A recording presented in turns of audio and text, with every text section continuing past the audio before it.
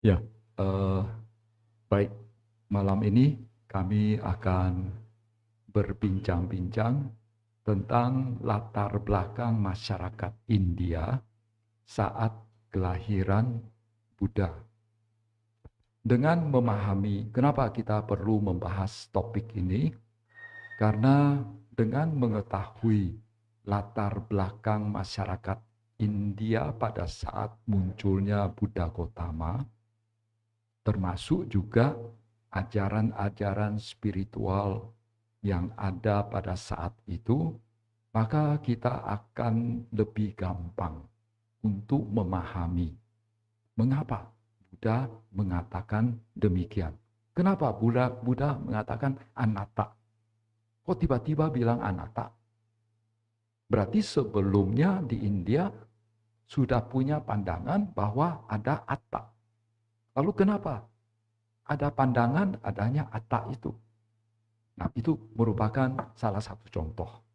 Juga mungkin nanti kalian bisa lihat. Jadi kenapa Sang Buddha mengatakan mengeluarkan kata-kata seperti ini? Nah, kalau kita tahu latar belakang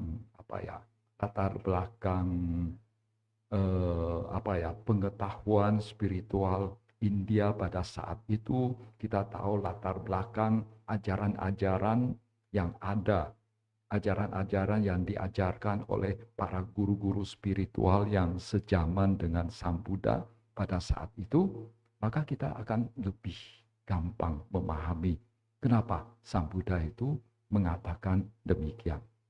Ya, baik, kita mulai saja. Eh, apa Literatur yang saya gunakan eh, terutama ya dari sebuah buku yang namanya eh, Into the Fojao. Tapi aslinya itu ditulis oleh seorang profesor Jepang. Aslinya dalam bahasa Jepang, sudah diterjemahkan ke dalam bahasa Mandarin. Nah, yang saya baca itu yang versi Mandarin punya. Karena saya nggak bisa baca buku bahasa Jepang, dan versi Mandarinnya itu ada di internet. Dan juga sudah diterjemahkan ke bahasa Inggris. Cuma terjemahan buku tersebut ke bahasa Inggris tidak lengkap. Baru dari awal perkembangan agama Buddha sampai ke perkembangan Mahayana. Yang Tantrayana punya itu dia diterjemahkan. Ya, jadi sayang tidak lengkap. Lalu di samping itu juga satu buku lagi yang ditulis oleh eh, akademisi Jepang juga. Ini cukup terkenal juga, yaitu Mizuno Kogeng. Itu juga ada terjemahannya dalam bahasa Mandarin, itu namanya Into the Fojiao. Ya, itu juga kalau tidak salah saya punya bukunya, tapi sepertinya punya PDF-nya juga di internet. Ya, itu kira-kira literatur yang saya gunakan.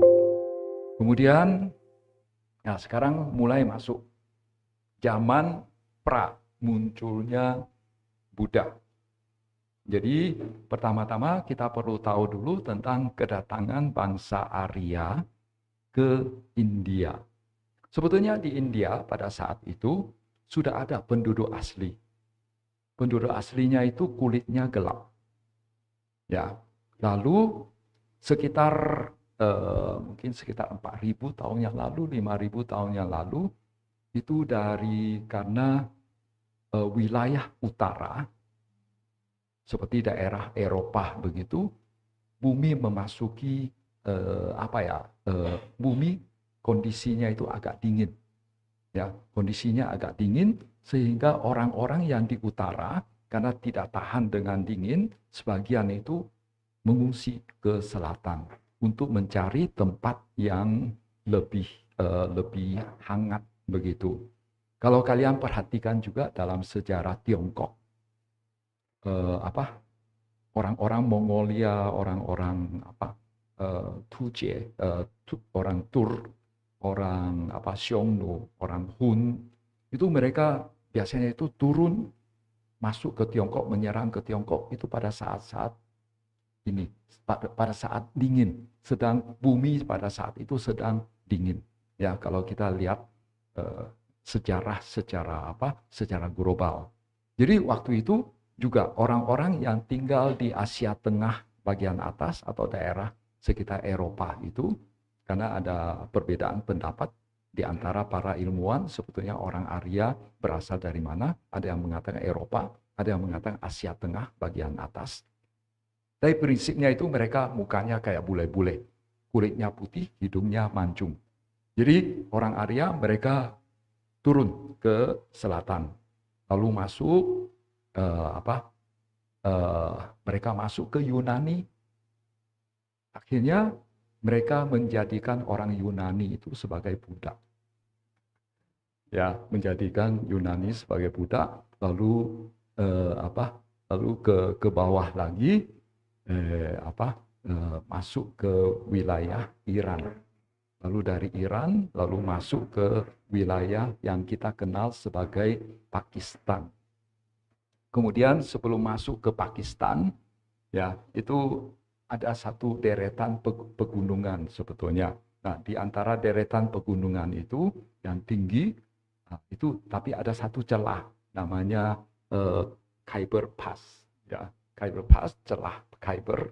Lalu mereka masuk ke wilayah India bagian utara. Ya, itu kira-kira jalur migrasi orang Arya. Kenapa kita sebut ada menyinggung tentang orang Arya? Karena bisa jadi Sang Buddha itu dari suku bangsa Arya. Kemudian dalam Tipitaka kita juga sering banyak mendengar istilah Arya. Arya punya konotasi yang sangat bagus di dalam Tipitaka. Arya, misalnya Arya Attanggika, maka misalnya, ya, dia sudah mencapai tingkat Arya, berarti itu sudah suci. Jadi pengertian Arya di India itu, yaitu pengertiannya sangat bagus. Karena posisi orang Arya pada saat itu di India posisinya sangat tinggi. Mereka dikenal sebagai orang yang berbudaya lebih tinggi. Tapi belakangan para sejarawan menemukan bahwa rupanya belum tentu juga. Karena sebetulnya di India sebelum orang Arya datang sudah ada peradaban lebih tinggi. Peradaban yang cukup tinggi. Cuma tidak tahu kenapa tiba-tiba musnah. Tiba-tiba musnah. Ada yang mengatakan gara-gara disikat oleh orang Arya juga. Tapi para sejarawan menyatakan sebetulnya sebelum orang Arya datang itu sudah hilang. Ya, misalnya ini, saya nggak tahu sini ada disebut. Ya, kebudayaan yang namanya Harappa. Harappa di daerah Pakistan sekarang juga. Ya, jadi waktu itu orang Arya melewati satu celah yang namanya Hindukus. Ya. Lalu waktu itu di India sudah ada penduduk asli yang namanya orang Munda dan orang Drawida. Kulitnya gelap. Ya, kulitnya gelap. Lalu mereka juga sudah mengenal ajaran spiritual. Karena waktu itu belum ada buku, jadi ajaran spiritualnya itu namanya mereka menurunkan ajaran itu melalui lisan. Tapi belakangan setelah ajaran spiritual ini dituangkan dalam buku, ditulis dalam bentuk buku, maka bukunya itu disebut Rig Veda. Ya, Rig Veda. Kemudian sekitar 1000 tahun sebelum Masehi, ya. Jadi orang Arya itu mereka sudah sampai ke wilayah timur di benua India. Ya. Di benua India, dan itu adalah daerah lembah Sungai Gangga dan Sungai Yamuna. Kenapa mereka ke lembah Sungai Gangga dan Sungai Yamuna? Karena ini di sana daerahnya itu subur. Ya, daerahnya subur, walaupun sebetulnya orang Arya itu aslinya bukan orang yang bercocok tanam. Tapi setelah mereka sampai ke India, karena mereka di utara, Di utara itu tidak cocok untuk bercocok tanam. Jadi lebih mereka ke memburu binatang, hidup di padang rumput. Dan kenapa mereka menang dari bangsa yang lain? Ya karena itu mereka dulu naik kuda, ya naik kuda sekarang seperti dibandingkan orang yang jalan kaki sama orang yang punya mobil, orang yang punya motor. Jadi mobilitasnya itu tinggi sekali sehingga mereka menangnya di sana. Salah satunya, ya. Kemudian ya, jadi sekitar 1000 tahun sebelum Masehi mereka sudah sampai di wilayah timur di India, ya. Kemudian sekitar 1000 tahun sebelum Masehi sampai 500 tahun sebelum Masehi, budaya kaya mereka, ya peradaban yang cukup tinggi dari mereka sudah mulai mempengaruhi budaya India. Dan sekitar 1000 tahun sebelum Masehi, kalau tadi waktu mereka baru masuk, mereka sudah punya ajaran spiritual yang ketika dibukukan namanya Rig Weda.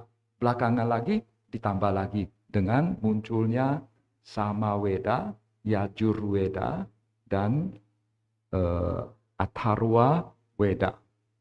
Kemudian dan sekali lagi, waktu itu belum kenal buku. Ya, jadi ajaran spiritualnya itu hanya diturunkan secara lisan. Ya. Kemudian sekitar 800 tahun sebelum Masehi, nah sebetulnya waktu mereka baru datang begitu, itu mereka sudah mulai menciptakan sistem kasta. Jadi orang-orang mereka yang levelnya tinggi itu disebut Brahmana. Mereka yang menguasai ajaran spiritual itu kelompok Brahmana, orang Arya.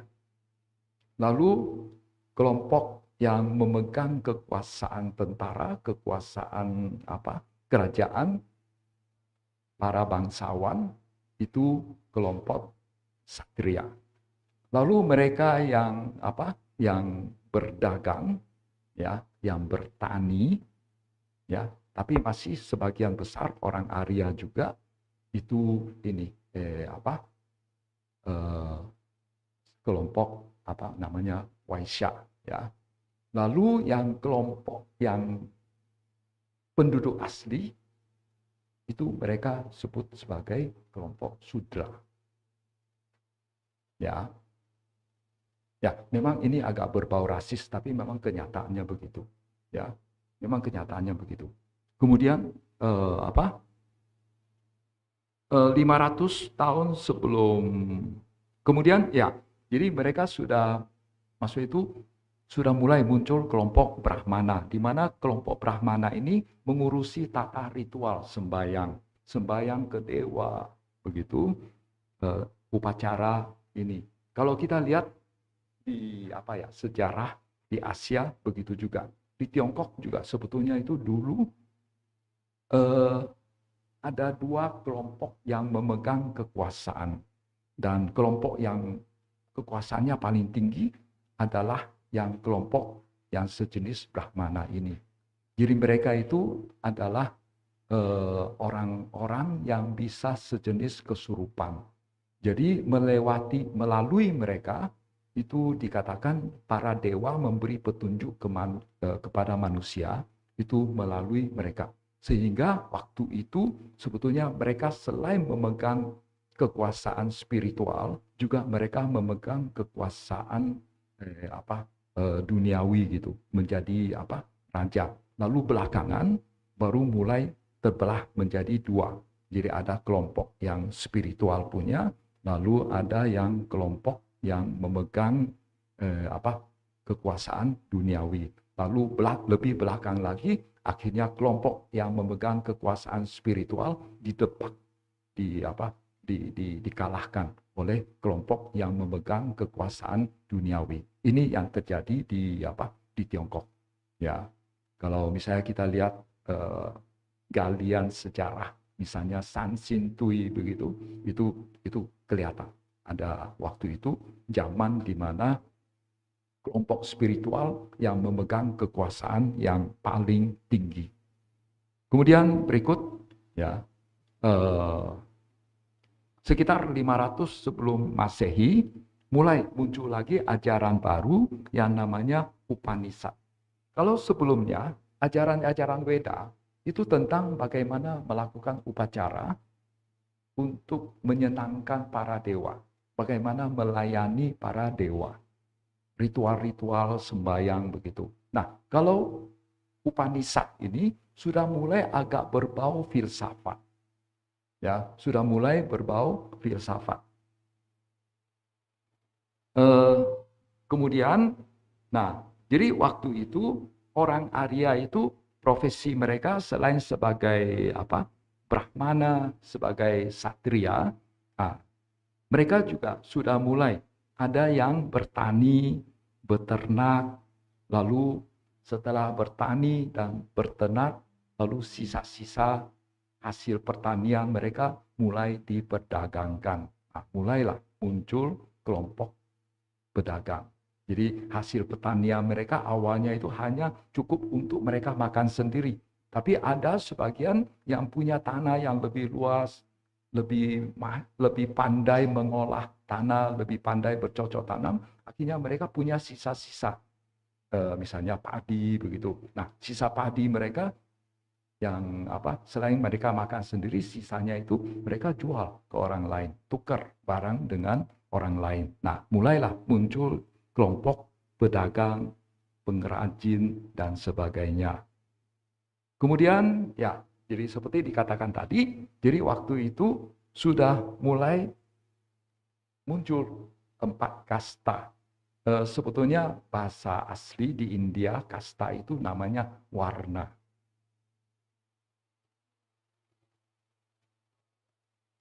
Ya, sekarang mengatakan warna itu adalah profesi. Tapi bisa juga warna itu warna kulit. Kemudian, ya, lalu di daerah yang namanya Madhya Desa. Madhya Desa itu adalah daerah lembah Sungai Gangga dan Sungai Yamuna yang saya bilang tadi. Itu daerah yang sangat subur. Nah, itu namanya Madhya Desa. Kita di dalam Tipitaka, Sang Buddha juga kadang-kadang ada menyebut tentang Madhya Desa ini. Bahasa Palinya itu Majjhima Desa. Desa itu artinya wilayah. Majjhima berarti tengah, wilayah tengah. Jadi oleh karena itu ketika kitab suci agama Buddha menyebar sampai ke Tiongkok, diterjemahkan ke dalam bahasa Tionghoa, maka Madhya Desa itu diterjemahkan sebagai Congko. Ya, jadi hati-hati ya.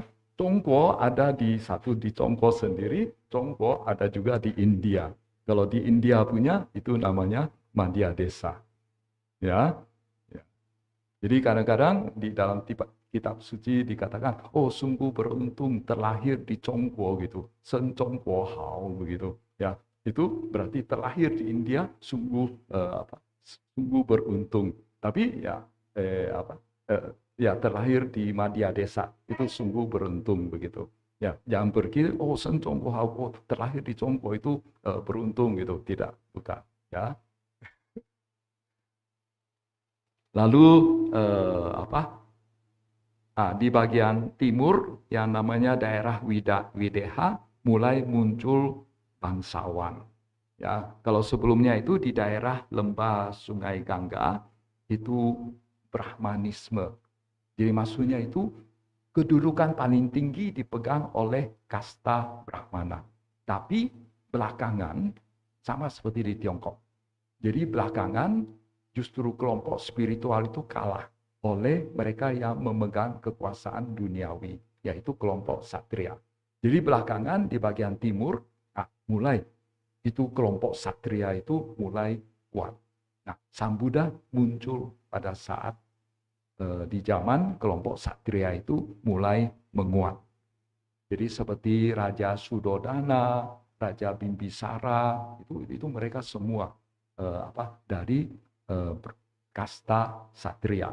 Jadi Sang Buddha sendiri berarti karena bapaknya adalah satria, berarti dia juga adalah satria. Karena kasta itu menurun. Ya. Kemudian apa? Ya, di wilayah di India bagian utara itu secara umum disebut juga sebagai Bharata. Sepertinya sekarang India mau mengembalikan nama negaranya dari India itu menjadi Bharata. Jadi makanya ada yang kita kenal sekarang yang namanya Mahabharata. Itu adalah kitab fiksi, legenda tentang perang yang terjadi di Bharata Besar, Bharata Raya, ya, wilayah India yang sangat luas. Jadi kata timur barat itu juga berasal dari kata Bharata. Bagi orang Indonesia, Bharata itu ada di barat. India itu ada di barat. Ya. Nah, kemudian kita masuk ke zaman Prabuddha yang periode kedua, yaitu munculnya yang namanya Paribhajaka atau para petapa pengembara. Jadi setelah masyarakatnya itu semakin makmur, sudah mulai muncul kelompok spiritual. Karena kalau masyarakatnya masih miskin, itu landasan ekonomi dari masyarakat tersebut belum bisa menopang munculnya suatu kelompok spiritual. Maksudnya itu kelompok para petapa. Karena para petapa itu beda sama Brahmana. Brahmana itu mereka berkeluarga.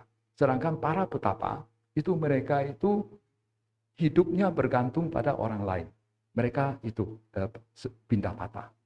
Ya, jadi mereka hidupnya itu mengemis. Ya, makanannya itu bergantung dari pihak yang lain.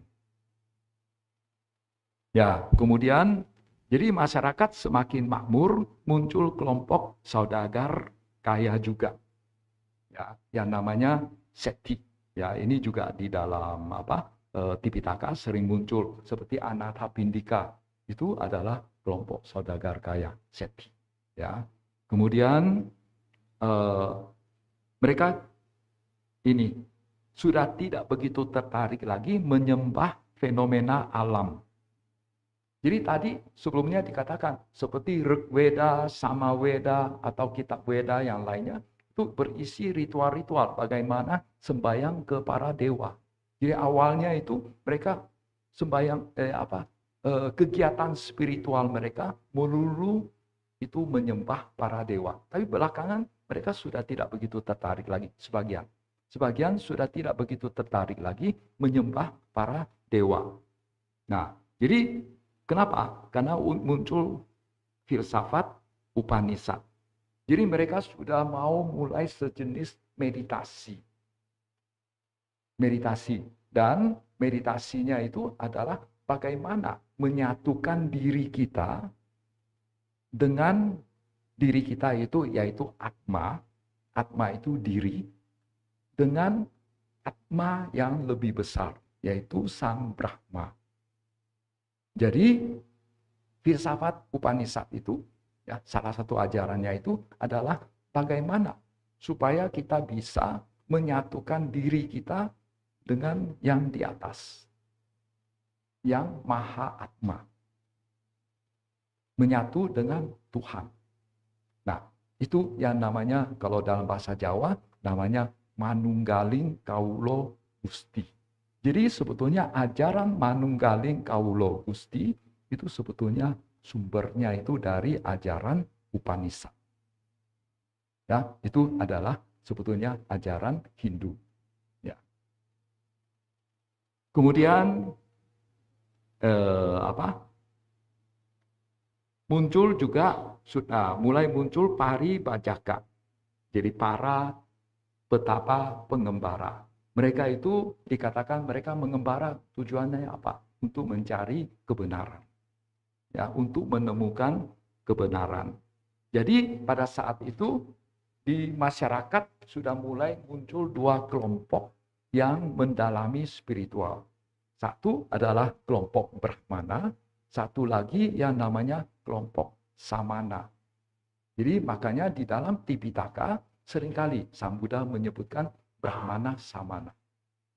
Itu ya, karena waktu itu di masyarakat memang yaitu dua kelompok ini yang mendalami spiritual. Nah, Samana itu bukan hanya para biku saja, tapi juga termasuk petapa-petapa yang lainnya.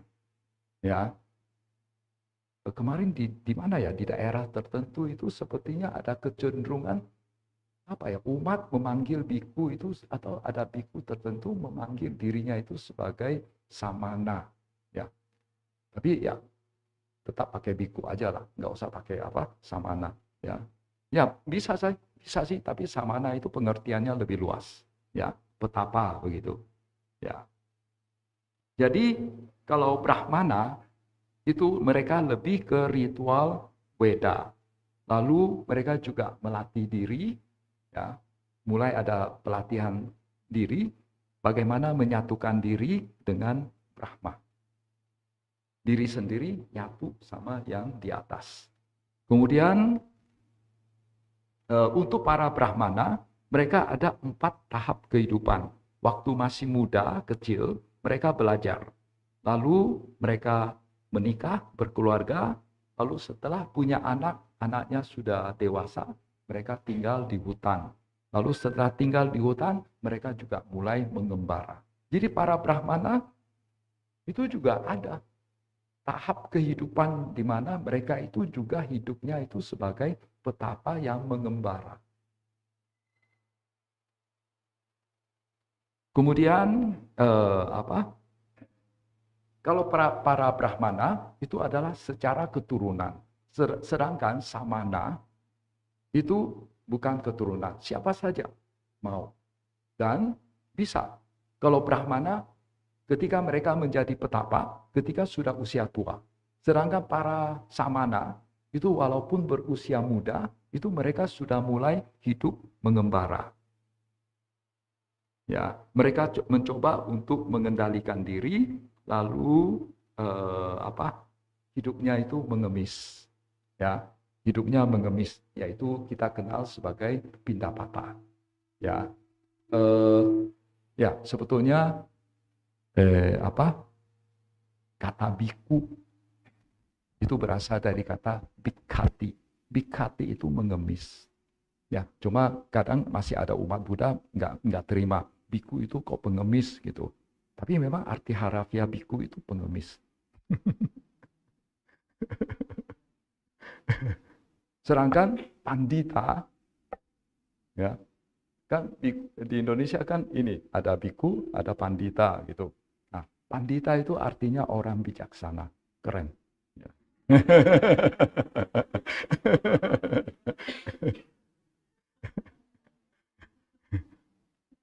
Ya, kemudian juga mereka mempraktekkan yoga dan penyiksaan diri. Ya, ada sebagian menyiksa diri. Nah, ini kira-kira kondisi kerajaan di India pada saat munculnya Buddha Gautama. Jadi waktu itu India belum berupa satu kerajaan yang menyatu. Masih terpecah-pecah menjadi belasan kerajaan kecil. Tapi di antara belasan kerajaan kecil itu, ini ada 2 kerajaan yang paling besar, yaitu kerajaan Kosala dengan kerajaan Magadha. Nah, kerajaan Kosala itu ibu kotanya Sawati dan rajanya Raja Pasenadi. Ya, lalu kerajaan Magadha rajanya Raja Bimbisara dan ibu kotanya itu Raja Gaha. Atau sekarang kalau kita ke India namanya Rajgir. Tapi sekarang Rajgir itu hanya berupa sebuah desa kecil, ya kota kecil lah. Begitu juga Sawati, Serawasti. Dulu itu penduduknya itu sampai jutaan orang. Tapi sekarang hanya berupa desa kecil, ya, Anicca. Nah, jadi Waktu Buddha muncul di India, saat itu sudah ada 6 guru spiritual yang terkenal. Ya, ada 6. Ya, kita satu-satu lihat.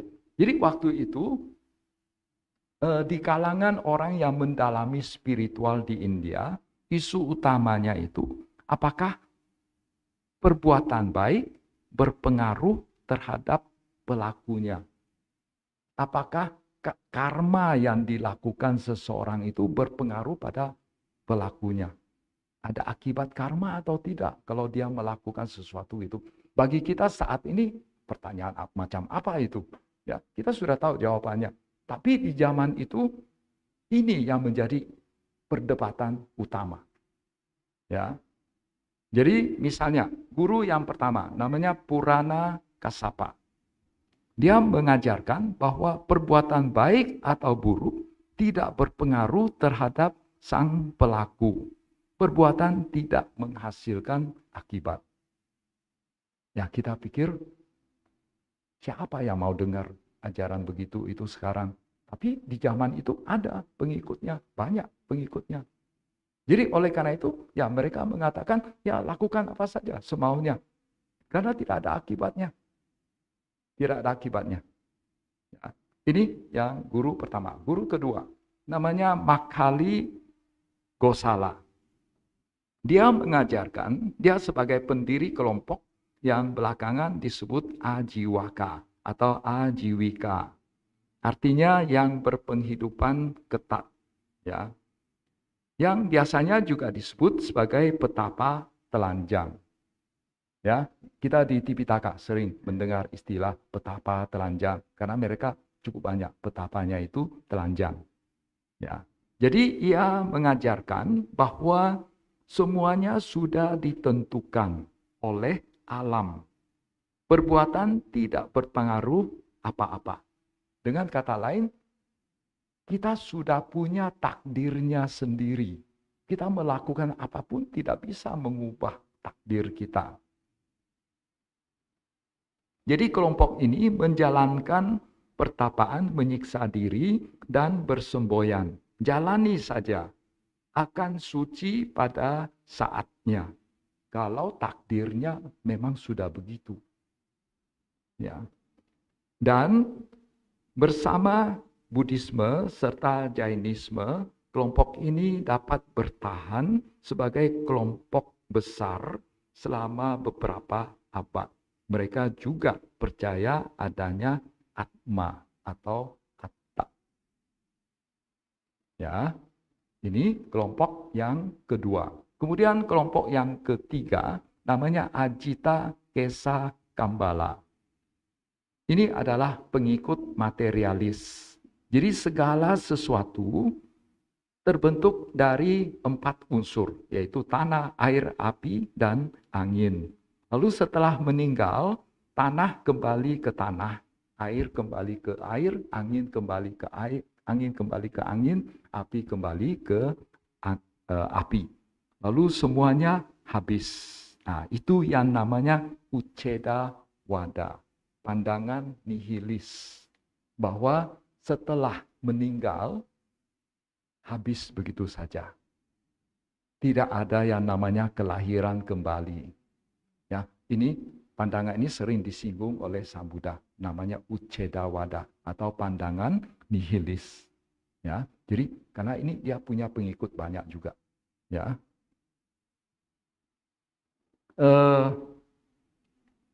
dengan demikian perbuatan baik tidak ada gunanya. Kan tidak ada kelahiran yang akan datang. Setelah meninggal, udah habis begitu saja. Ya.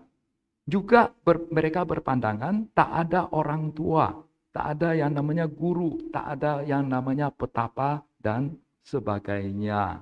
Misalnya, kita kadang-kadang di dalam Tipitaka ada baca, Sang Buddha mengatakan, ia berpandangan salah, ia memiliki pandangan yang terjungkir balik, tidak ada pemberian, tidak ada persembahan, tidak ada sajian, tidak ada buah akibat dari perbuatan baik dan perbuatan buruk. Tidak ada dunia ini, tidak ada dunia sana, tidak ada ibu, tidak ada ayah, tidak ada makhluk hidup yang terlahir secara spontan.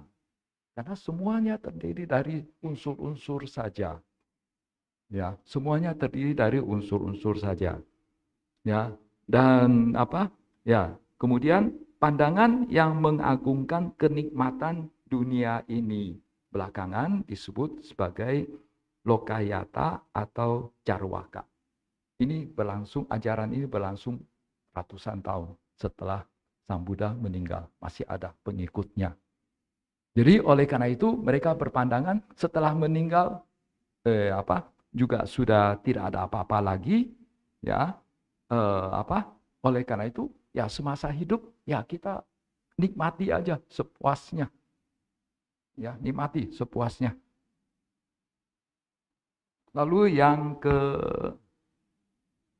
keempat, ya, guru spiritual yang keempat namanya Pakuda Kacayana.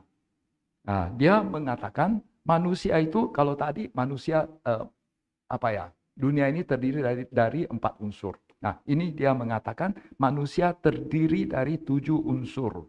Tanah, air, api, angin, penderitaan, kebahagiaan, dan kehidupan. Unsur-unsur ini nyata dan tak berubah. Membunuh hanyalah menyelipkan pisau di sela-sela 7 unsur kunci ini. Ya, jadi gampang, ya. Jadi ada pisau, ini terdiri dari unsur-unsur, lalu ada tubuh manusia yang lain, itu juga unsur-unsur. Jadi kita masukkan pisau ke perut orang lain, itu unsur-unsur masuk ke dalam unsur-unsur. Tidak apa-apa. Bagi orang yang nusuk, tapi orang yang ditusuk, bagi kita sekarang pandangan seperti ini aneh begitu. Tapi tetap ada pengikutnya di zaman itu, ya.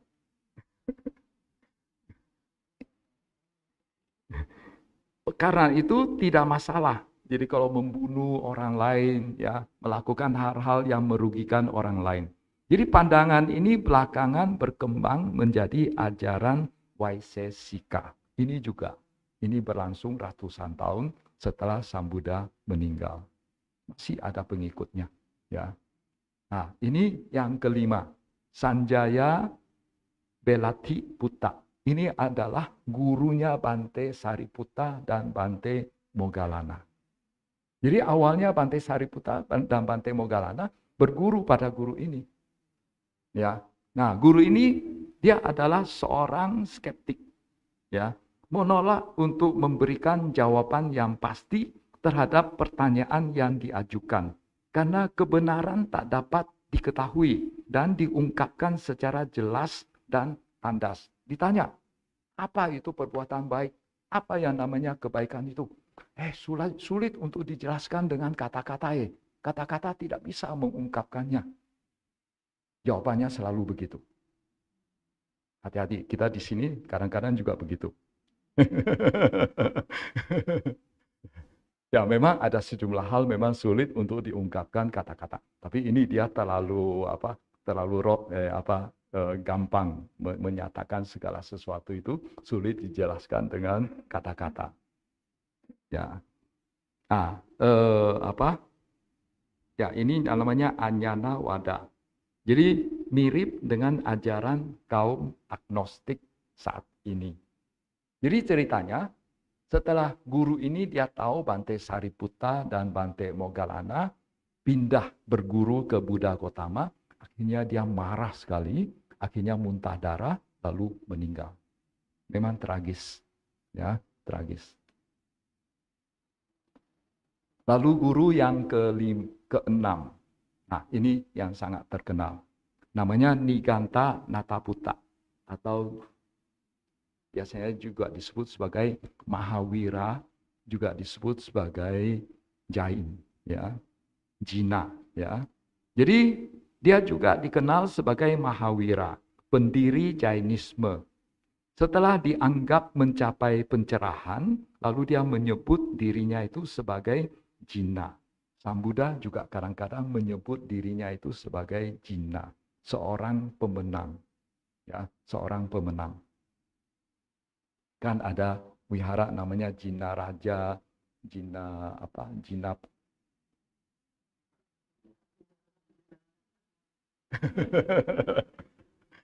ya, pokoknya kata Jina itu sinonim dengan Buddha. Ya,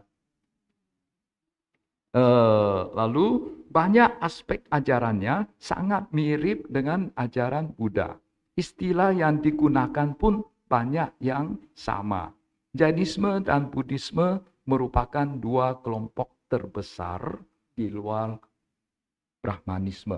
Jadi ini setelah Brahmanisme, ajaran Hindu yang kita kenal sekarang itu mayoritas, lalu di zaman dulu ya, lalu ajaran Buddha, lalu kelompok yang ketiga paling kuat itu adalah kelompok Jainisme. Jadi banyak hal-hal istilah yang digunakan, ajarannya itu mirip-mirip dengan agama Buddha. Ya. Tujuan dari kaum Jaina, yaitu pengikut Jainisme, adalah membebaskan jiwa dengan mengatasi insting dan keinginan yang muncul dari jasmani. Karena itu, mereka mengamalkan pertapaan keras untuk melemahkan fisik.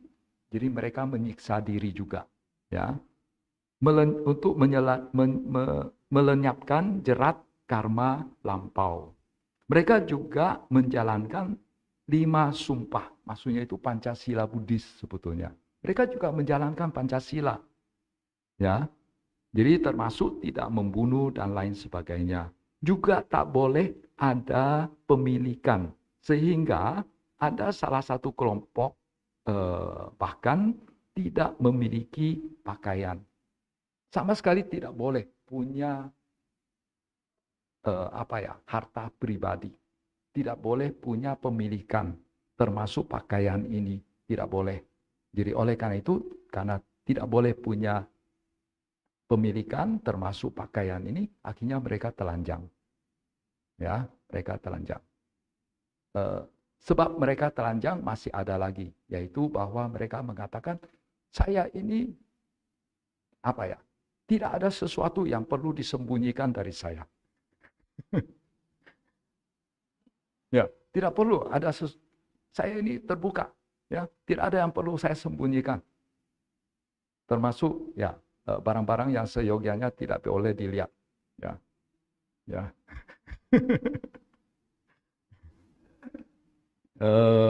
Ya. Kemudian karena lampau mereka juga menjalankan ini termasuk tidak, sehingga ada salah satu ini. Oleh karena itu, mereka telanjang. Hukum karma juga dikenal, tetapi akibat karma dianggap sebagai hukuman. Ya, danda. Danda itu diserap bahasa Indonesia menjadi denda, tapi artinya danda itu sebetulnya hukuman. Nah, jadi tadi sudah dikatakan, banyak ajaran Jaina itu mirip dengan ajaran Buddha. Jadi ada kesamaannya. Kesamaannya apa? Sama-sama menyangkal kasta. Maksudnya itu bilang, janganlah manusia jangan dibagi menjadi kasta begitu. Itu tidak bagus. Ya. Lalu juga dikatakan memberi kurban kepada para dewa tidak ada manfaatnya. Jadi mereka juga menolak memberi kurban kepada para dewa. Lalu mereka juga tidak membunuh.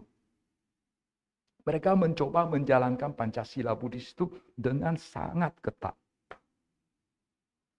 Mereka mengatakan, kalau kita jalan, kan ada semut. Jadi kalau kita jalan begitu saja, kita bisa membunuh semut. Jadi oleh karena itu, mereka kemana-mana, terutama petapanya, itu bawa sapu. Jadi sebelum jalan, itu mereka nyapu dulu jalan.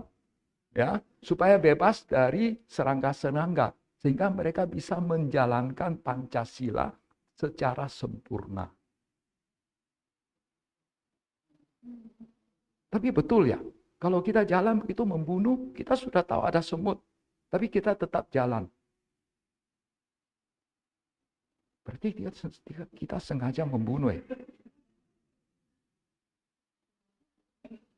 Ini cara berpikir begitu, salahnya di mana? Ini PR buat kalian. Ya.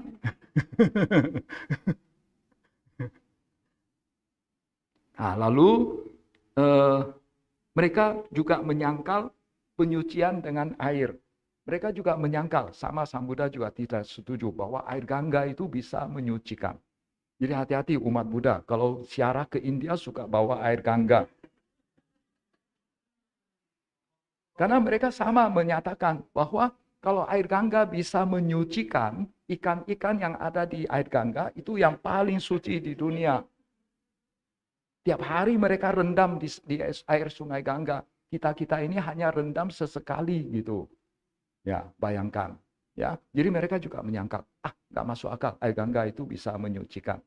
Ya, kemudian juga mereka menyatakan api juga tidak menyucikan, karena ada kelompok yang suka bakar-bakar, ya, suka bakar-bakar, menyalakan api, dikatakan api itu bisa menyucikan. Juga mereka mengatakan kalau api bisa menyucikan, ibu-ibu yang setiap hari nongkrong di dapur itu paling suci di dunia. Kan mereka setiap hari dekat dengan api. Jadi api itu membakar kotoran batin mereka.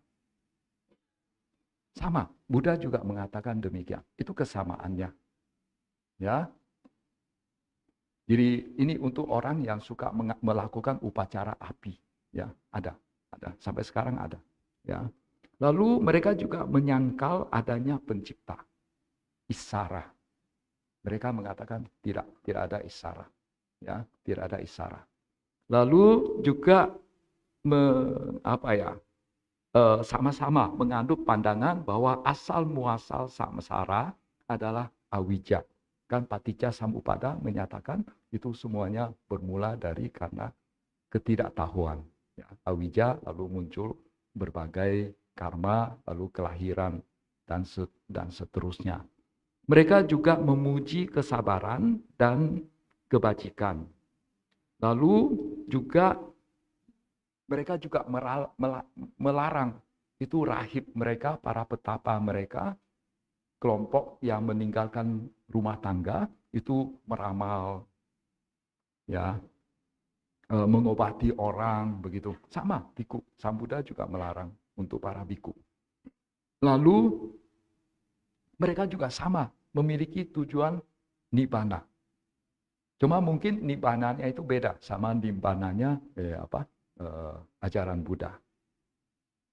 Lalu perbedaannya,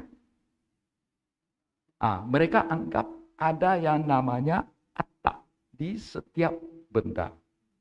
Jadi waktu dari 6 guru spiritual yang ada di India yang sejaman dengan Sang Buddha, bukan hanya Mahavira ini saja yang mempunyai pandangan karma dan pandangan adanya atta. Masih ada guru spiritual yang lain yang berpandangan tentang hukum karma dan atta.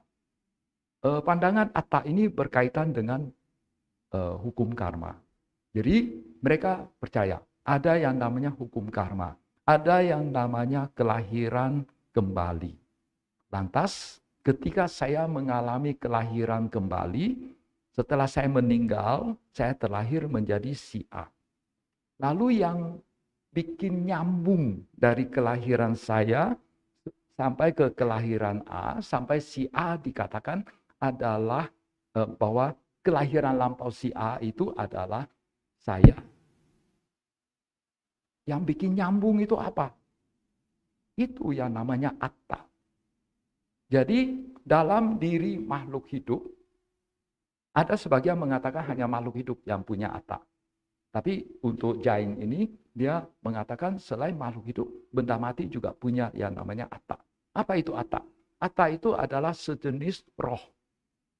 Roh inti atau substansi inti yang ada di setiap makhluk hidup. Dan ketika satu makhluk hidup itu dia meninggal, maka roh atau substansi inti ini, atau atma ini, atau atta ini, dia akan keluar, lalu masuk lagi ke tubuh yang baru. Nah, ini yang menyambung satu kelahiran ke kelahiran yang lainnya. Jadi makanya ya itu disebut sebagai adanya atta. Dan atta ini sangat berkaitan erat dengan hukum karma. Tentang tumimba lahir, tentang kelahiran yang berulang-ulang. Inilah yang menjadi kunci utama. Dan atta ini ya dia sebagai yang pengendali suatu makhluk hidup. Karena dia kan inti. Nah, tapi setelah Sang Buddha muncul di dunia, lalu Sang Buddha mengatakan dalam Anatta Lakkhana Sutta, setelah membabarkan Dhammacakkappavattana Sutta, Sang Buddha mengatakan, saya setelah menjadi Buddha, saya lihat setiap makhluk hidup, kok tidak ada atta di dalamnya ya? Oke, sekarang setiap makhluk hidup kita pretelin menjadi pancakanda. Kok setiap kanda, saya kok tidak melihat ada atta? Oleh karena itu, Sang Buddha mengatakan anatta. Tidak ada atta. Lalu ini PR. Lalu yang membuat kita nyambung itu apa? Dari satu kelahiran ke kelahiran yang lain. Apa yang membuat kita nyambung? Kalau begitu kesadaran itu kita sebut sebagai satta. Atta. Itu atta juga. PR ya. Ini untuk apa pantai-pantai yang lainnya atau Romo ya. Ya, belakangan di dalam Anatta Lakkhana Sutta juga ini Sang Buddha memperluas pengertian anatta bahwa kalau kita mau hidup bahagia jangan ini adalah milikku, ini adalah aku, ini adalah punya aku ya. Nah, itu akan membuat kita sangat menderita ya. Kemudian perbedaannya lagi adalah bahwa itu mereka mencoba untuk telanjang untuk membebaskan jiwa. Kemudian juga alasan lainnya tak ada yang perlu ditutupi karena sudah tidak kotor lagi. Lalu mereka juga sering puasa makan. Sering berhari-hari mereka puasa, tidak makan. Walaupun kadang-kadang kita dengar juga ada biku yang memang mereka mereka puasa, tapi tidak sesering para penganut Jainisme. Ya. Kemudian ajaran Jainisme ini beda sama ajaran Buddha juga. Ajaran Buddha itu menyebar sampai seluruh dunia. Tapi ajaran Jainisme sama sekali tidak keluar dari India. Penganutnya itu semua orang India. Tapi waktu ziarah ke India, ada tour guide yang mengatakan banyak orang-orang India yang kaya-kaya, bangkir-bangkir kaya, itu adalah penganut Jainisme. Karena mereka kan tidak mau masuk ke profesi yang lain. Tidak mau jual daging, tidak mau jual makanan, tidak mau memelihara peternak atau apa. Karena mereka tidak mau melanggar sila. Jadi oleh karena itu mereka lebih banyak bergerak ke bidang keuangan, berdagang begitu. Sehingga banyak orang kaya di India itu penganut Jainisme. Karena mereka itu masuknya gitu ke bidang itu saja. Ya. Kemudian istilah yang sama dengan antara Buddha dan Jainisme. Misalnya mereka sama-sama menggunakan Buddha. Yaitu definisi mereka, ya kadang-kadang definisinya berbeda. Nah, mereka mendefinisikan Buddha itu sudah mencapai kesucian tertinggi. Sama dengan Buddha. Ya. Kemudian juga mereka mengenal istilah arahat. Karena Jainisme muncul duluan sehingga bisa dikatakan bahwa sebetulnya agama Buddha itu meminjam istilah Jainisme. Arahat itu secara harafiah orang yang layak diberi dana, orang yang layak dihormati. Ya, itu. Ya, kalau bahasa Mandarinnya itu ingkong, ya. Ya, ingkong. Ingkai kong yang, ya. Kemudian mereka cuma ini arahat di Jainisme itu adalah semua pengikut ajaran Jainisme. Jadi di Jainisme itu banyak sekali arahat. Ya karena siapa saja menjadi pengikut Jainisme itu disebut arahat. Ya. Ya. Lalu mereka juga mengenal istilah asawa. Ya, asawa. Kalau kita kan kotoran batin. Nah, mereka kotoran yang mengalir masuk. Jadi mereka beranggapan sebetulnya diri mereka itu bersih. Lalu menjadi kotor karena ada kotoran yang masuk. Sedangkan asawa di dalam agama Buddha sebaliknya, yang mengalir keluar. Ya, jadi makanya terjemahan Mandarinnya itu namanya low, bocor. Ya, itu asawa. Jadi ketika batinnya itu mengalir keluar begitu, nah itu berarti batinnya lagi kotor. Ya. Lalu biku. Nah, jadi para petapa mereka juga disebut sebagai biku. Karena para petapa mereka itu juga ini pindapata, mengemis. Ya. Lalu mereka juga mengenal istilah jina, lalu mahawira. Dalam agama Buddha juga pakai istilah mahawira. Misalnya di Mahayana, misalnya Tasyong Pautien. Ya, Tasyong Pautien, Tasyong itu mahawira. Terjemahan dari mahawira. Kemudian mereka juga mengenal istilah upasaka, juga mengenal istilah Mahayana. Malah ini saya terinspirasi, sebetulnya istilah Mahayana itu bukan kendaraan besar. Bukan sebetulnya. Saya lebih setuju terjemahan dari yang kelompok Jainisme ini, yaitu praktek agung, yaitu praktek bodhisattva. Ya, Mahayana. Ya, Kemudian mereka juga mengenal istilah winaya. Ya, istilah winaya. Patung mereka juga sama. Sekilas. Ada perbedaan sedikit apa? Ya, agak jorok, ya. Ya. Jadi hati-hati, ya. Kalau lihat ada patung yang punya begitu, nah itu bukan patung Buddha. Tapi kalau dia duduk, nggak kelihatan. Jadi sama persis. Ya, jadi nggak tahu siapa yang meniru siapa. Kalau kita tahu sejarah kan sebetulnya patung Buddha kan juga bukan sejak Buddha ada begitu. Ratusan tahun setelah Sang Buddha meninggal, baru ada patung Buddha. Jadi nggak tahu siapa yang meniru siapa. Ya, itu kira-kira yang tentang latar belakang sejarah, latar belakang masyarakat India pada saat munculnya Buddha. Jadi dengan mengetahui latar belakang seperti ini cukup banyak. Sabda-sabda Sang Buddha itu kita bisa paham. Oh, rupanya Sang Buddha berkata seperti ini, oh rupanya karena latar belakangnya itu begitu.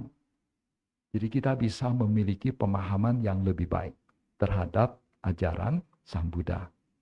Sedikit bonus mungkin saya lihat. Tentang ini, tahun kelahiran Sang Buddha, kalian juga tidak usah terlalu melekat. Karena sebetulnya tahun kelahiran Sang Buddha persisnya tahun berapa, sebetulnya kita tidak tahu. Karena banyak versi. Nah, kita percaya versi yang mana? Kita percaya versi yang mana? Tapi sekitar tahun 60-an atau tahun 50-an, para tokoh sedunia itu mereka sepakat bahwa daripada umat Buddhanya nanti bingung, udah kita pilih salah satu saja sebagai sebuah kesepakatan. Tapi sekali lagi bahwa ini kesepakatan, ini hanya suatu kesepakatan, tidak bisa dibuktikan secara ilmiah. Karena India tidak seperti Tiongkok punya tradisi mencatat sejarah.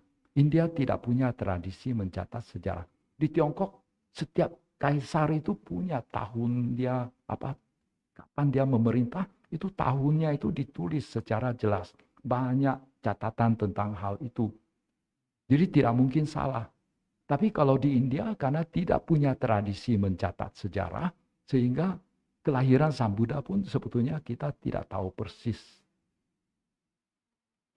Ya, jadi tidak usah juga terlalu melekat pada ini tahun kelahiran Sang Buddha.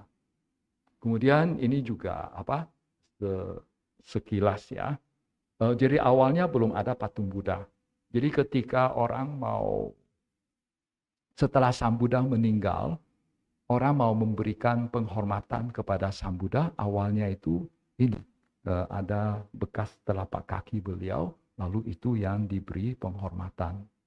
Ya, itu yang disembah.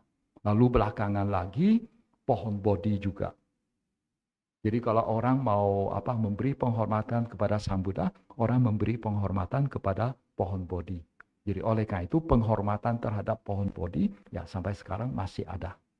Ya, termasuk juga yang Siripada ini. Ya. Kemudian juga kadang-kadang orang mau memberi penghormatan kepada Sang Buddha juga memberi penghormatan kepada cakra. Itu juga waktu belum muncul patung Buddha. Waktu belum muncul patung Buddha, Siripada sebagai objek sembah, lalu pohon Bodhi, lalu Dhammacakka. Kadang ada 3 Dhammacakka. Itu simbol dari Buddha, Dhamma, dan Sangha. Ya. Nah, lalu mulai muncul patung Buddha sekitar abad ke-1 sebelum Masehi atau sesudah Masehi.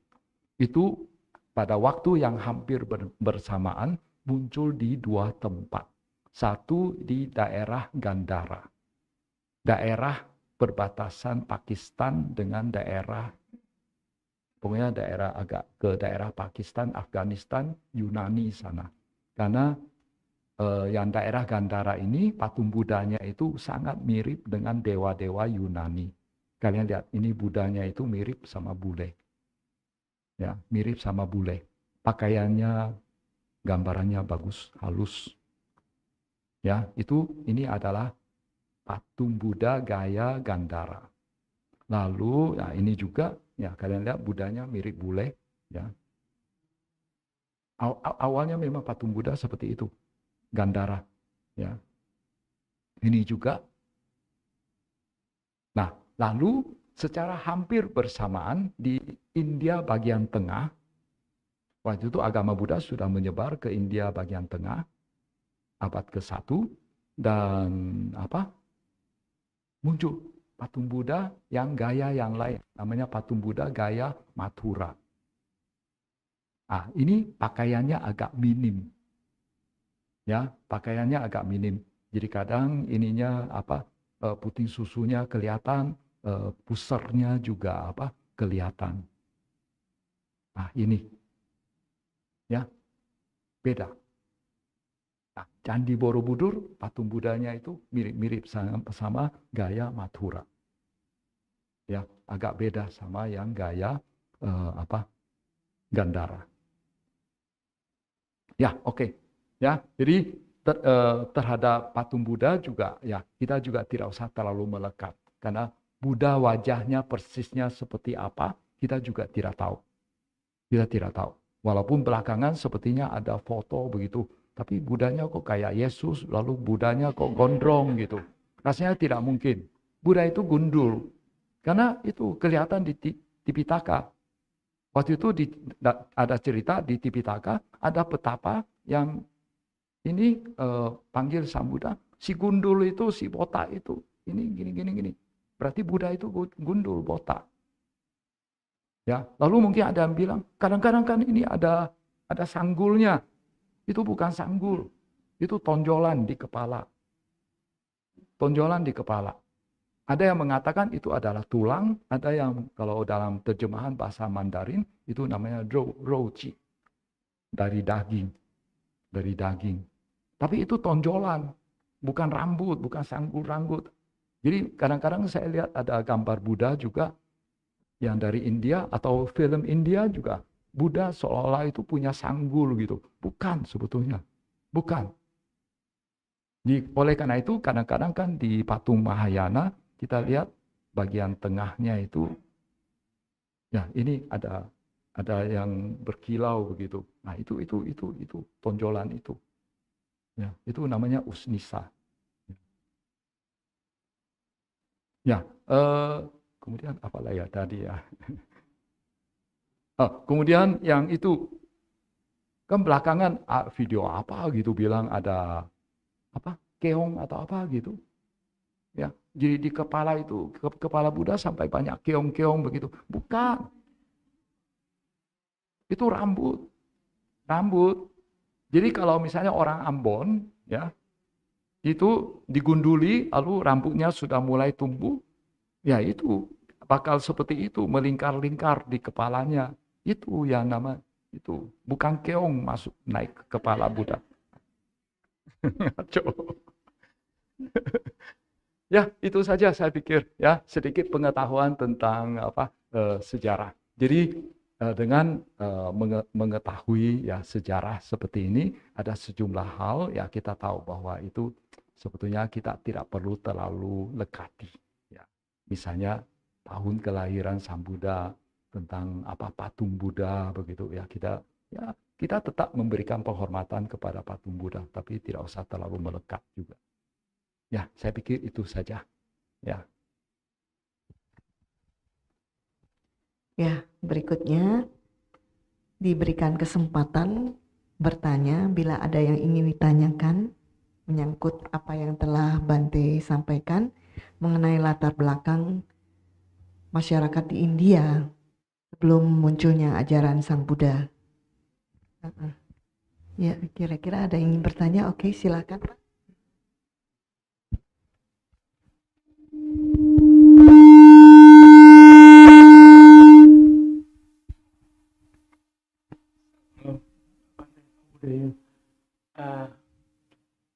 Saya nggak tahu sebetulnya agama Buddha itu timbulnya kapan, Bante? Agama Buddha itu dikatakan agama Buddha ya akhirnya kapan gitu? Ya, ketika Siddhartha Gautama pada usia 35 tahun mencapai pencerahan, menjadi seorang Buddha, beliau mulai mengajar. Nah, ketika beliau mulai mengajar, itulah awal munculnya ajaran Buddha untuk zaman kita saat ini. Karena bisa jadi di zaman-zaman dulu, ya sebelum munculnya Buddha Gautama, ada Buddha Kassapa, juga sudah ada ajaran Buddha, ajaran Dhamma. Cuma waktu itu sudah melewati waktu yang lama, ajaran Buddha sudah hilang di dunia ini, lalu muncul lagi Buddha yang baru, begitu. Buddha yang baru, tapi mengajarkan hal yang sama. Karena yang namanya Dhamma itu adalah hukum alam. Hukum alam ditemukan siapapun, itu akan selalu sama. Hukum Newton ditemukan di Indonesia, dicoba dilakukan eksperimen di Amerika, itu sama. Jadi ajaran Dhamma itu selalu sama, karena itu adalah hukum alam. Jadi ajaran dari semua Buddha itu semua sama. Cuma memang kadang-kadang penekanannya ada sedikit berbeda. Jadi kembali lagi ke pertanyaannya, ajaran Buddha munculnya mulai kapan? Ketika Siddhartha Gautama mencapai kebuddhaan. Ketika beliau mulai mengajar. Ya, itu adalah saat munculnya ajaran Buddha. Dan itu terjadi sekitar abad ke-7 atau abad ke-6. Lanjut, satu lagi, Bante. Karena agama Buddha, kalau nggak salah Siddhartha Gautama jadi Buddha yang ke-28, kalau nggak salah, betul nggak, Bante? Saya nggak tahu. Oh, itu 28 itu Cucia kalau nggak salah. Memang ada dua versi.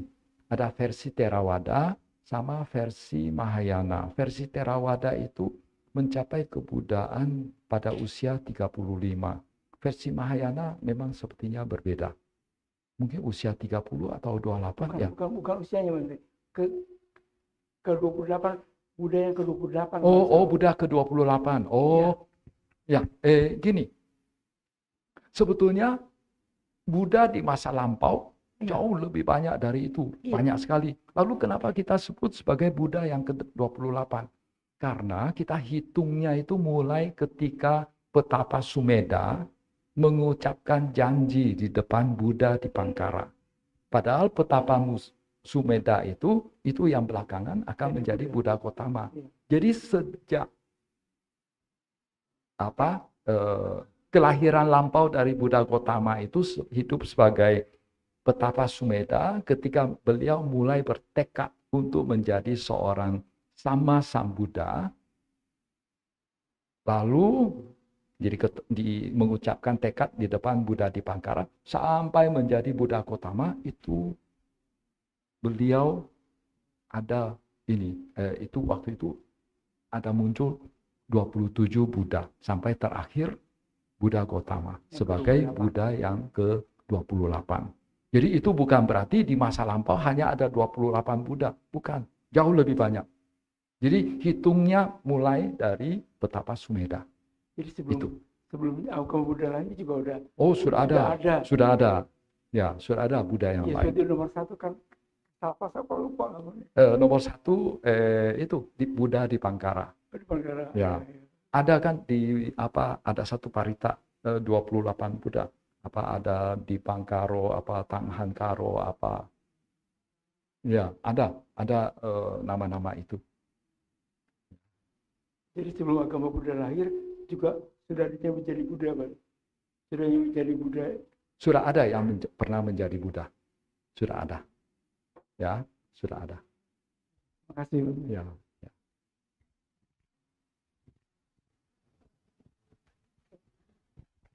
Tanya Bante.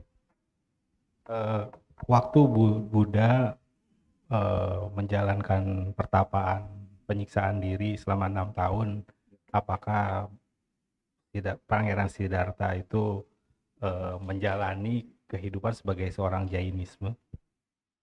Oh, Jainisme. Rasanya tidak. Jadi seperti yang tadi dikatakan bahwa petapa-petapa zaman itu yang menyiksa diri bukan hanya kelompok Jainisme. Kelompok-kelompok yang lain juga banyak yang menyiksa diri. Jadi dalam proses pencarian kebenaran dari Siddhartha Gautama, beliau mencoba berbagai cara. Cara melampiaskan nafsu sepuas-puasnya sudah dia lakukan waktu menjadi pangeran. Jadi oleh karena itu dia ingin coba cara yang ekstrim yang lainnya, yang berlawanan, yaitu menyiksa diri. Ya, coba tidak makan, atau makannya itu hanya setiap hari hanya 1 butir nasi saja, atau hanya dari buah yang dijatuhkan oleh burung misalnya. Itu. Ya, jadi bukan hanya kelompok Jainisme yang melakukan penyiksaan diri, dan Sang Buddha pun itu tidak berguru, sebelumnya berguru kepada Mahavira, kepada Niganta Nataputa, tidak. Ya. Beliau memang sempat berguru kepada siapa? Guru yang mengajarkan beliau meditasi.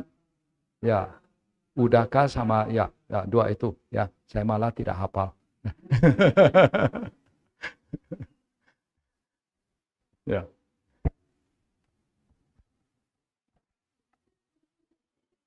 Ya, apa-apa.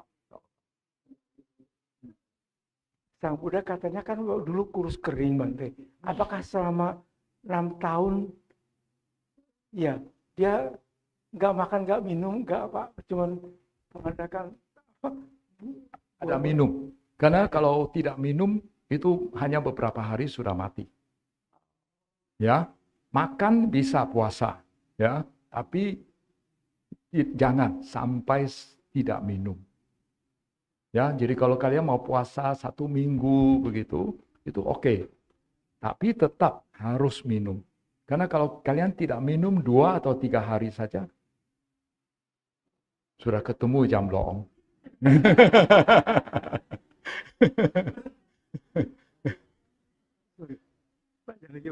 Kalau selama pertapa, Sang Buddha itu ada rumahnya atau gimana? Ada kan di hutan Bante ya. Nah itu Apa ada yang menutupi enggak untuk kalau enggak kehujanan kan Oh, ya beliau berteduh di bawah pohon. pohon. Biasanya pohon yang rindang. Ya, pohon yang rindang. Salah satu pohon yang rindang itu yaitu pohon bodi atau pohon beringin lainnya. Di India pada saat itu banyak. Ya, pohon beringin itu bahasa Palinya itu nigroda. Ya, nigroda, pohon beringin. Ya, jadi biasanya mereka berteduh di bawah pohon besar sehingga biasanya juga tidak kehujanan. Kalaupun kehujanan karena mereka tidak berpakaian, hanya pakai kolor saja, jadi gampang kering, gampang urusnya. Ya, bayangkan kalau kita pakai pakaiannya banyak-banyak, kehujanan itu repot. Tapi kalau tidak pakai pakaian, telanjang dada, gampang. Masih, Bang. Ya, ya.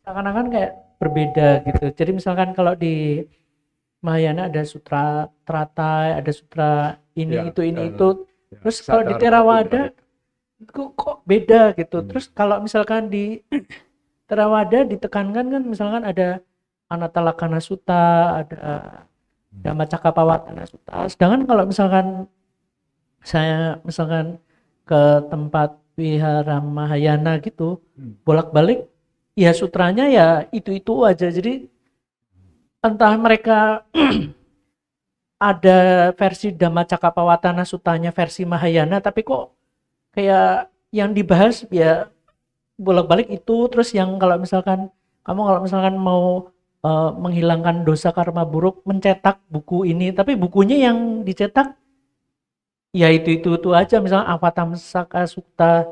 Nah terus itu satu. Terus kedua, mengapa ada begitu banyak perbedaan kitab sucinya itu gitu? Apa mereka semua masing-masing ada satu versi sama lain, yang satu versinya untuk bodhisatta, yang satu versinya untuk arahata gitu, atau gimana? Saya mohon penjelasannya. Kita ini dulu, kesamaan dulu ya, baru kita ke perbedaan. Antara ajaran Theravada sama ajaran Mahayana sebetulnya ada kesamaannya. Jadi sama-sama mengajarkan 4 kebenaran Arya. Itu istilah Mandarinnya itu senti. Kemudian termasuk juga Pak Centau, 8 jalan utama. Kemudian di Mahayana juga mengajarkan tentang hukum karma, ingko. Juga mengajarkan tentang paticca samuppada, ada soal inyuan. Juga mengajarkan tentang apa lagi? Masih ada sejumlah kesamaan. Itu yang dikatakan merupakan sebetulnya dasar-dasar dari ajaran Buddha. Nah, sekarang perbedaannya. Perbedaan antara Theravada sama Mahayana dalam hal kitab suci. Kalau Theravada, kitab sucinya itu dalam bahasa Pali. Dan itu lengkap. Lengkap. Ada Digha Nikaya, Majjhima Nikaya, Anguttara Nikaya, Samyutta Nikaya, Khuddaka Nikaya. Sampai saat ini masih ada. Kalau yang Mahayana punya, bahasa aslinya bukan Pali, tapi campur Prakrit sama Sanskerta. Bahkan sebetulnya yang barusan Anda bilang Sutra Teratai, Miao Hua Lian Hua Jin, Sadharma Pundarika, lalu Pu Xian Pu Sa Xin Yan Ping, Badracari, itu bahasa ininya adalah bahasa Prakrit. Bukan Sanskerta sebetulnya. Karena Sanskerta itu belakangan. Setelah Sang Buddha hidup sekitar 500 sampai 1000 tahun baru muncul yang namanya bahasa Sanskerta. Ya, sedangkan ajaran Mahayana munculnya jauh sebelum itu. Dan ya, jadi kitab suci dari segi kitab suci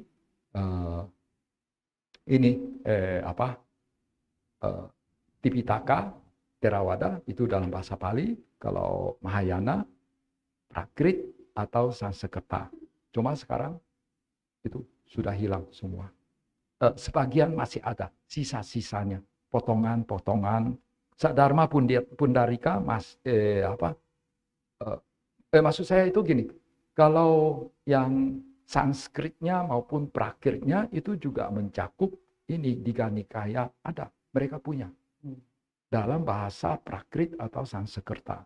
Juga itu Digha Nikaya di sananya disebut Dirga Gama, Dirga tambah agama.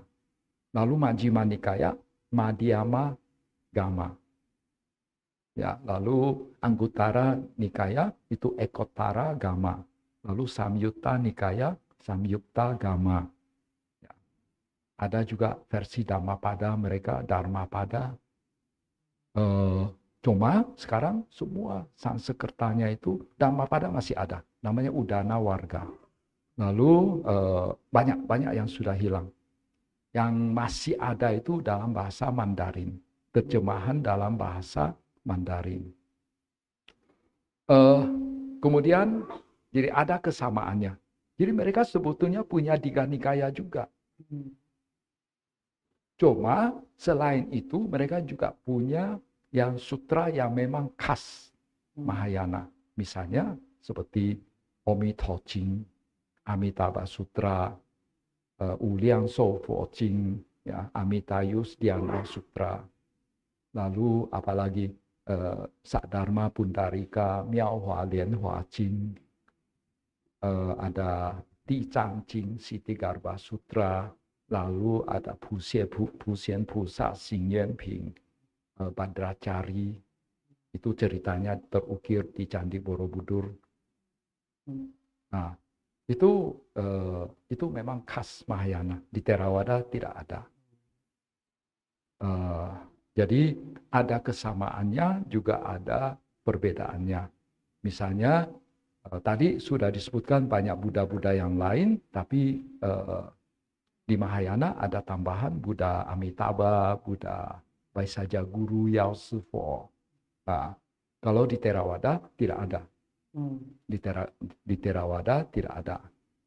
Kemudian juga kalau lihat dari sejarah, kalau merujuk ke dua buku yang tadi saya baca, yang tadi saya pakai itu, yang buatan orang Jepang punya, profesor Jepang, itu dari segi waktu juga.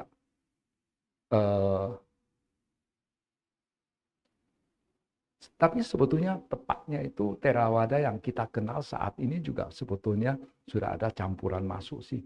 Tapi ajaran aslinya sama. Lalu belakangan mulai bercabang. Yang mengalir ke Sri Lanka, ada sedikit tambahan ajarannya. Akhirnya jadilah sekarang yang namanya Theravada. Lalu yang masih tertinggal di India, tidak ikut ke, ya secara umum bisa dikatakan demikian, yang masih tertinggal di India akhirnya belakangan mayoritas berubah menjadi Mahayana. Jadi kalau dari segi sejarah itu Mahayana muncul belakangan. Tapi kita tidak bisa juga mengatakan Theravada itu murni 100%, tidak juga. Tapi memang Theravada kalau secara sejarah dari dua buku yang saya baca tadi itu lebih banyak memang mempertahankan ajaran asli Buddha. Jadi maksud itu ajaran utamanya itu tetap 4 Arya Satya, Paticca Samuppada, apalagi ya, saya kok jadi lupa.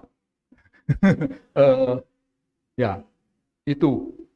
Tapi Mahayana sebetulnya punya juga, cuma mereka tidak begitu menekankan. Sehingga kesannya yang Anda dapatkan itu bahwa kok sutra mereka itu itu saja. Sedangkan yang Theravada banyak sekali bikin saya bingung begitu. Kadang ada Anguttara Nikaya, ada Samyutta Nikaya, ada Digha Nikaya gitu. Ya, macam-macam. Ya. Kira-kira begitu. Ya, terima kasih. Ya. Saya mau nambah nanya lagi. Ya. Kalau misalkan saya pingin kalau saya pingin lihat atau baca kayak kata-katanya gitu, kalau sama penjelasannya gitu, kalau di website gitu, kalau Theravada gitu, ada nggak yang udah diterjemahin gitu, Bante? Saat ini Bante Kata-kata gitu ya, atau Bante Asin subtik Keminda sedang menerjemahkan sejumlah kata-kata, tapi belum. Bahkan kata-kata terjemahan Inggris saja itu belum lengkap. Baru sebagian kecil saja. Bayangkan Inggris saja masih sebagian kecil. Apalagi yang bahasa Indonesia, lebih sedikit lagi. Tapi kalau Anda penasaran, sekarang kan juga ada website yang banyak mencantumkan bahasa Palinya. Nah, entah itu bahasa Palinya yang sutta asli atau kata-kata atau tika, Anda nanti tinggal copy saja kata-katanya, Anda tanya Chat GPT. Baik, Bantenya juga sudah ikut kemajuan teknologi, ya. Ceramah-ceramah saya sekarang itu banyak, saya konsultasi dulu sama guru saya, AI, ya. Saya tanya kepada guru saya dulu, ChatGPT, ya, gimana pendapat Anda tentang hal ini? Baru saya kasih ceramah. Bisa coba copy bahasa Pali, lalu minta dia terjemahkan ke Indonesia. Banyak benarnya. Berarti kita lihat kata-katanya itu di mana? Sutta Sentral atau di Ya, mana? bisa. Salah satunya Kata-kata ada Sutta di Sutta Sentral. Sentral. Masih ada website dari Sri Lanka, yang lainnya banyak juga. Sama Tapi ya, yang paling memang terkenal sekarang Sutta Sentral. Sutta Sentral. Bahkan sekarang sebetulnya juga ada yang namanya Tipitaka elektronik.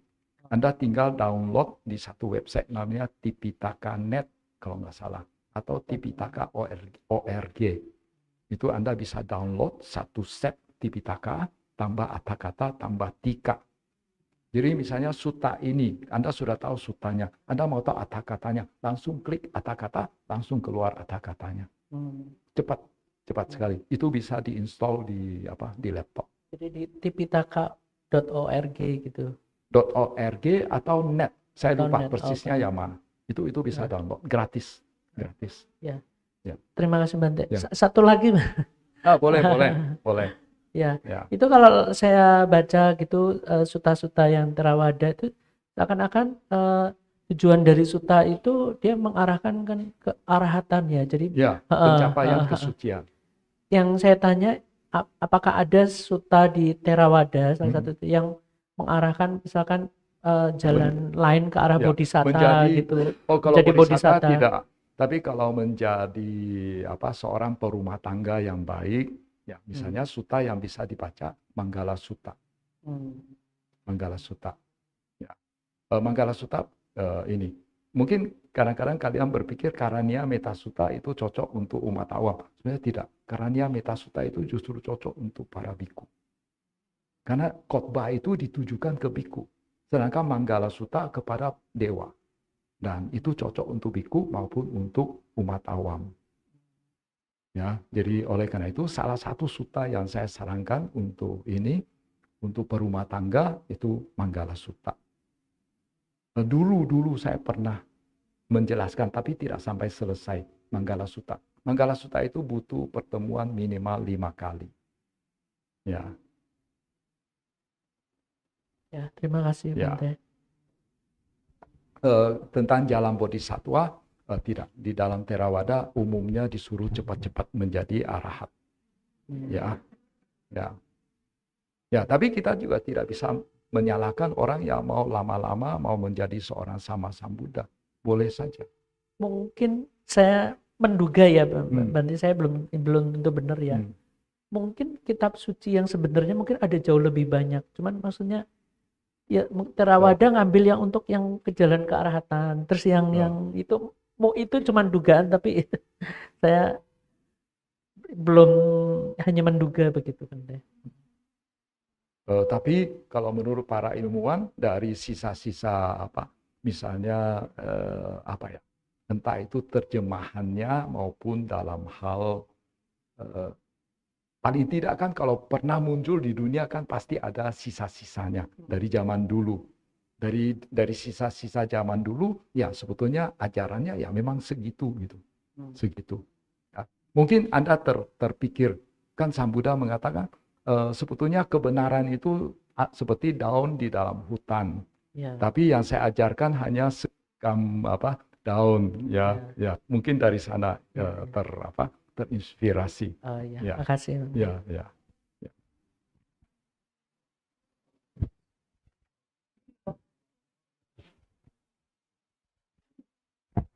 Namo Buddhaya Bante, ya, saya ingin tanya, apakah ras Arya Pangeran Siddhartha itu sama dengan ras Arya bangsa Jerman yang saat ini? Terima kasih Bante. Banyak ilmuwan meragukan itu. Ya, banyak ilmuwan meragukan itu. Bahwa tidak sesempit itu. Ya, karena pengertian yang namanya ras Arya itu sangat luas. Lebih luas. Sedangkan orang Jerman menyatakan hanya mereka yang ras Arya. Tidak. Menurut para ilmuwan itu begitu. Oh ya, Bante, apakah ras Arya di India masih ada sampai sekarang? Masih ada. Bolehkah Anda ke India, lihat orang India yang putih-putih, yang hidungnya mancung, begitu, itu orang Arya. Itu orang Arya. Masih banyak. Masih banyak. Jadi orang Arya, orang India, Pakistan juga banyak yang putih-putih. Jadi cuma Pakistan belakangan mereka menjadi Islam, menjadi Muslim. Tapi sebelum Muslim, ya itu mereka itu banyak yang Brahmana. Kemudian orang Iran itu juga ras Arya. Ya, itu juga ras Arya. Ya. Mana Bante? Ya.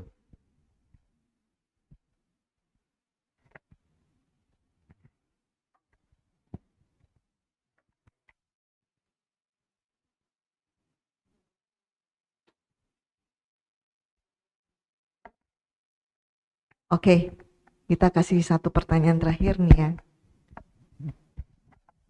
Selamat malam, Namo Buddhaya Bante. Bante, saya mau bertanya mengenai apakah kita bisa menyatakan atau menganggap bahwa Atta di dalam Buddhism dengan Jaina itu berarti dari segi Buddhism melihat Atta itu sebagai dari segi kepemilikan, sedangkan dari Jaina melihat Atta itu sebagai penerus dari satu kelahiran atau penerima dari hukum karma tersebut, Bante. Ya, baik Bante.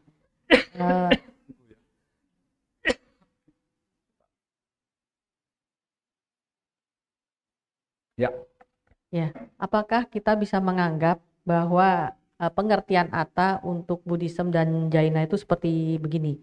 Atta di dalam Buddhism itu dilihat dari segi kepemilikan, dalam artian Kepemilikan. iya, misalnya Atta adalah ini milikku, ini milikmu gitu Bante maksudnya. Nah, sedangkan kalau dari segi Jaina dianggap sebagai penerus dalam hal kelahiran atau penerima denda tadi.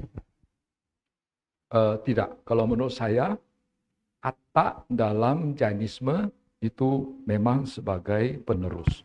Tapi Atta di dalam Buddhisme selain sebagai, tapi itu disangkal ya, Atta dalam Buddhism itu sebagai ini, penerus juga sebagai maksudnya itu ego, sang aku, ya, milikku. Inilah adalah aku, begitu. Itu ego. Jadi Atta dalam Buddhisme pengertiannya sedikit lebih luas dari Atta di Jainisme. Jainisme lebih sempit sebagai penerus dari satu kelahiran ke kelahiran yang lain. Sedangkan atta dalam pengertian Buddhisme, seperti yang bisa kita lihat di Anatta Lakkhana Sutta, selain sebagai penerus, itu juga sejenis ego. Kalau menurut saya begitu. Tapi tentu saja atta ini disangkal oleh Sang Buddha ya. Baik Bante, terima kasih.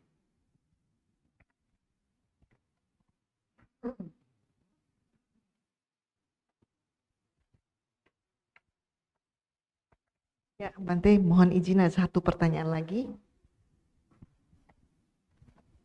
Selamat Nggak malam apa-apa. Bante. Ya. Sampai sekarang saya masih bingung. Sebetulnya apa yang mengalir dari satu kehidupan ke kehidupan yang lain?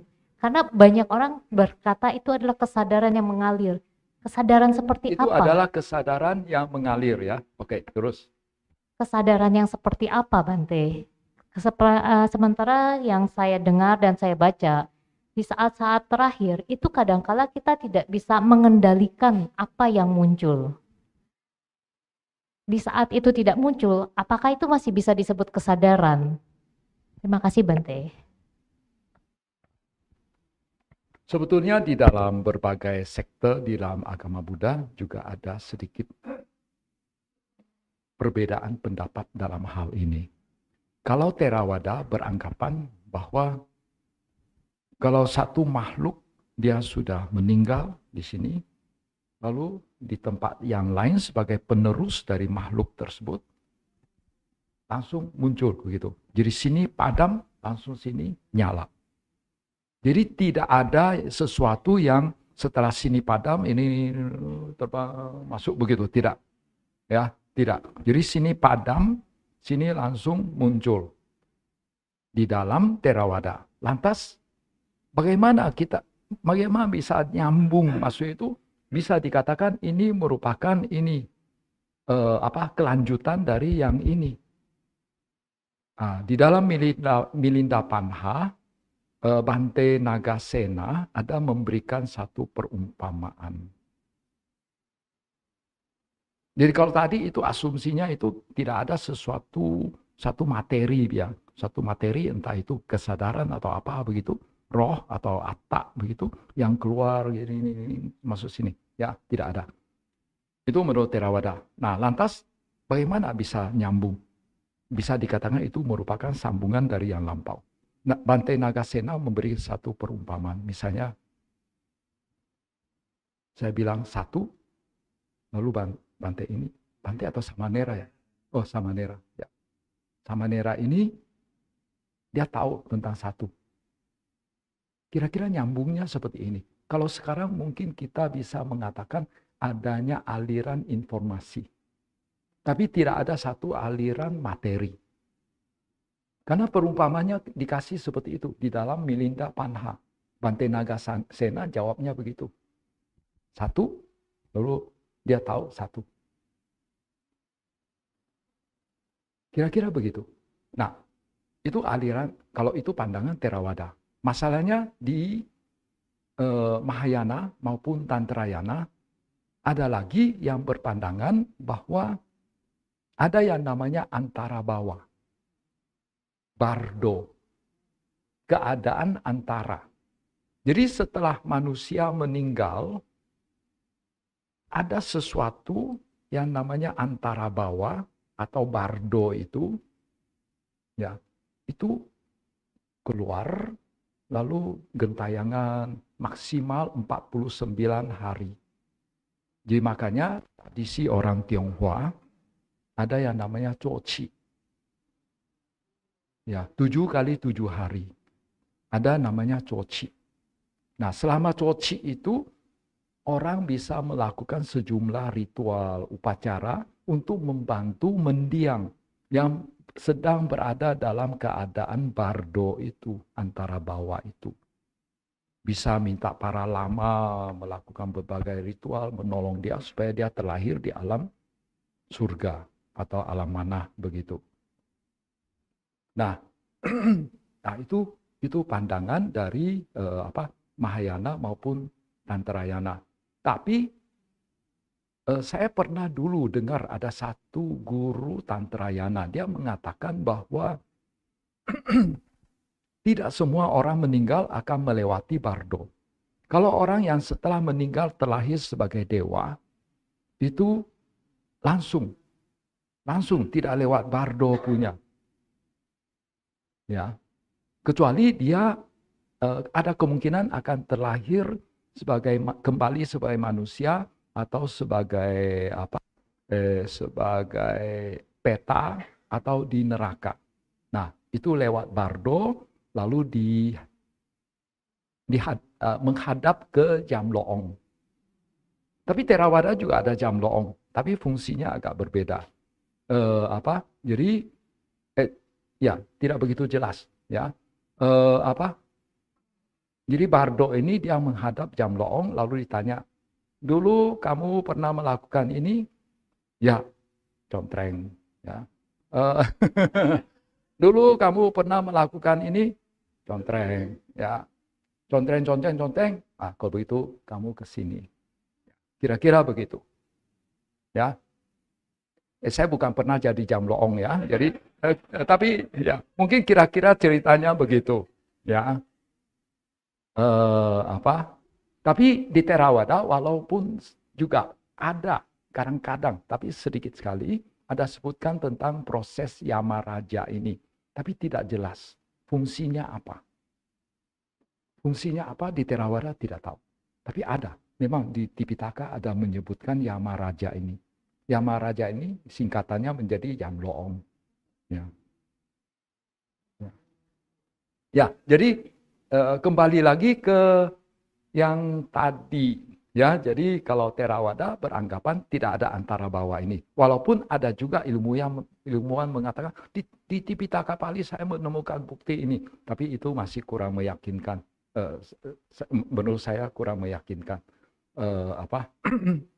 Tapi yang jelas di Mahayana maupun Tantrayana beranggapan sebagian proses kelahiran kembali itu melalui proses antara bawah. Nah, sekarang apakah kita bisa sebut antara bawah itu sebagai atta? Nah, itu menjadi sebuah tanda tanya. Karena justru kan ajaran asli dari atta itu untuk menjelaskan tentang kelahiran kembali. Nah, sekarang kalau kelahiran kembali itu melalui proses antara bawah, lantas gimana? Ya, jadi ini memang pertanyaan yang agak sulit untuk dijawab. Tetapi memang secara empiris ada orang yang bisa lihat alam hantu bisa melihat alam makhluk halus. Memang mereka mengatakan memang ada sebagian orang itu mati itu memang seperti ada memang sesuatu bayangan hitam yang keluar. Memang ada begitu. Ini kita harus akui ada memang. Tapi orang Theravada menjelaskan ini bukan antara bawah, tapi ini dia orangnya itu menjadi peta. Bayangan hitam ini yang merupakan peta. Karena orang Theravada takut sekali untuk mengaitkan ini dengan atta. Takut terjerumus ke dalam pandangan yang berlawanan dengan ini ajaran Sang Buddha tentang anatta. Jadi itu kira-kira kondisi yang ada atau pemahaman saya saat ini.